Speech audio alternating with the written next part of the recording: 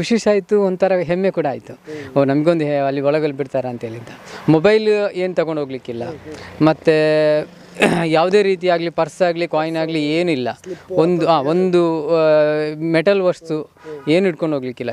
ಕಾರಿದು key ಸಮೇತ ಸಹ ಒಳಗೆ ತಗೊಂಡು ಹೋಗ್ಲಿಕ್ಕಿಲ್ಲ. ಆ ಥರ ಪ್ರೊಟೆಕ್ಷನ್ ಮಾಡಿರ್ತಾರೆ.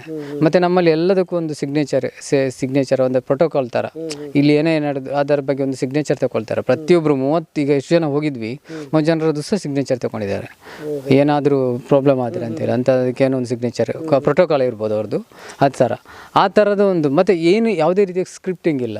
ಅವರು ನಮಗೆ ತುಂಬಾ ಚೆನ್ನಾಗಿ ವಿವರಿಸಿದರು. ಅಂದರೆ ಯಾವ ರೀತಿಯಾಗಿ ಇರಬೇಕು ಅಲ್ಲಿ ಅಂತೇಳಿ. ಅಂದರೆ ಈ ರೀತಿಯಾಗಿದೆ, ಅಲ್ಲಿ ಮಾತಾಡಬಾರ್ದು, ಸೈಲೆಂಟ್ ಆಗಿರಬೇಕು.